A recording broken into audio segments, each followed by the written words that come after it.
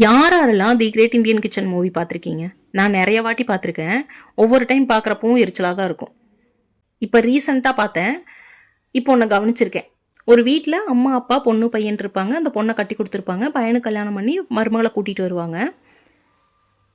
இந்த பொண்ணு வந்த மருமக எல்லாத்தையும் மாமியார் செய்கிற எல்லா வேலையும் இவளும் ஷேர் பண்ணிக்கிறான். அந்த வீட்டுக்கு அடாப்ட் ஆயிடுறா.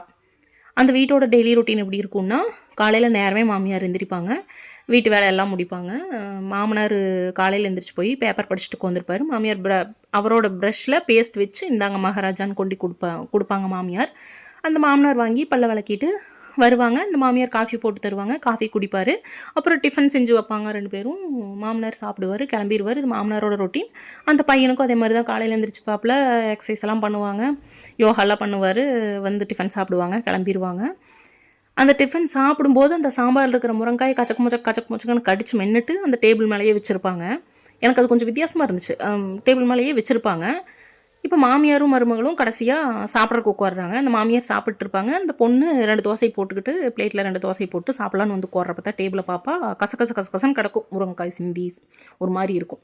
இந்த பொண்ணுக்கு உட்காந்து சாப்பிட்றக்கு ஒரு மாதிரி இருக்கும். என்னடா இப்படி எச்சிலுக்குள்ளே உட்காந்து சாப்பிட்றாங்கிற மாதிரி பார்த்துட்டு இருப்பான். அந்த மாமியார் அது கேஷுவலாக உட்காருமா, ஏன் நிற்கிற, உட்காந்து சாப்பிடு அப்படின்பா.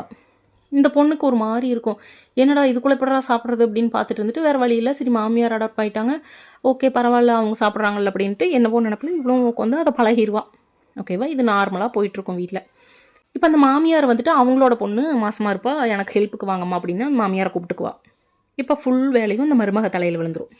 வீட்டு வேலை செஞ்சு தான் ஆகணும். ஒரு ஃபேமிலியில் சம்பாதிக்கிற ரெஸ்பான்சிபிலிட்டி ஆம்பளைங்க எடுத்துக்கிறாங்க அப்படின்னா வீட்டை பார்த்துக்கிற ரெஸ்பான்சிபிலிட்டி லேடிஸ் எடுத்துக்கிறதுல தப்பு இல்லை. காலையில் மாமனார் எழுந்திரிச்சு பேப்பர் படிச்சுட்டு உட்காந்துருப்பாரு. இந்த பொண்ணு காஃபி கொண்டு கொடுக்கும் மருமக.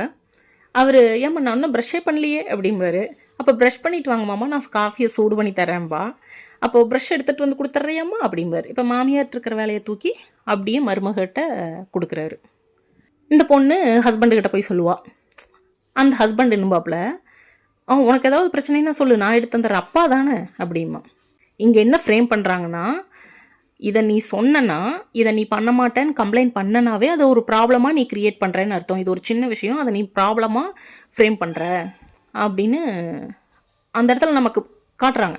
இந்த பொண்ணுக்கு என்ன தோணுன்னா, இதை சொன்னால் ப்ராப்ளம் போல், சரி பரவாயில்ல அவர் எடுத்து கொடுக்கறக்கு ரெடி ஆகுறாரு, நம்மளே எடுத்துக்கலாம் அப்படின்ட்டு இந்த பொண்ணு இல்லைங்க நானே எடுத்து கொடுத்துட்றேன் அப்படிங்கும். உடனே அவன் ஹஸ்பண்ட் சொல்லுவான் நல்லவனாட்டம், இல்லைம்மா நானே எடுத்து கொடுக்குறேன், உனக்கு ஏதாவது பிரச்சனைனா சொல்லு, நானே எடுத்து கொடுக்குறாத அப்படிமா. இல்லை நானே செஞ்சிட்றேன், நீங்கள் போங்க நான் பார்த்துக்கிறேன் அப்படின்னு அனுப்பிச்சி விட்ருவா.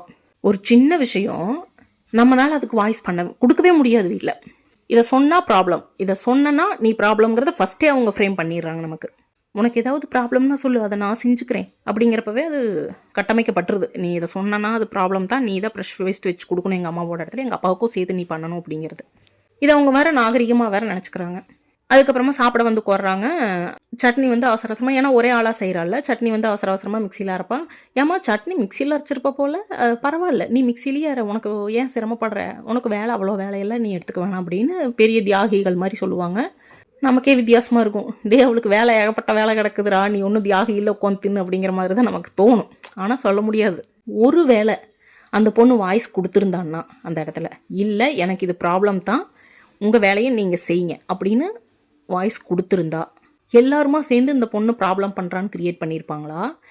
இல்லை கரெக்டு தான் அந்த பொண்ணு சொல்கிறது, ப்ரஷ்ஷில் பேஸ்ட் கூட நீ வச்சுக்க மாட்டேயான்னு மாமனாரை கேட்டிருப்பாங்களா? இதோட ஆன்சராக எனக்கு என்ன தோணுதுன்னா, கன்ஃபார்மாக ஃப்ரேம் பண்ணியிருப்பாங்க அந்த பொண்ணு தான் தப்பு அப்படின்ட்டு. இதில் நீங்கள் என்ன நினைக்கிறீங்க, என்ன பண்ணியிருப்பாங்கன்னு நினைக்கிறீங்க? அந்த பொண்ணு நான் ப்ரஷ்ஷில் பேஸ்ட் வைக்க மாட்டேன், அவரை வச்சுக்க சொல்லுங்கள் அப்படின்னு ஸ்ட்ராங்காக சொன்னிருந்தா, முடியாதுங்கிறது வேற, முடியாமல் இருக்கிற மாமனார் மாமியார்னா அது வேற கதையே வேற. நல்லா இருக்கிறவங்களுக்கு நான் சொல்கிறேன், நீங்கள் என்ன நினைக்கிறீங்க? அந்த பொண்ணு சொல்லியிருந்தா வீட்டில் சுற்றி இருக்கிறவங்க மாமியார் உட்பட என்ன பதில் சொல்லியிருப்பாங்கன்னு நீங்கள் நினைக்கிறீங்க?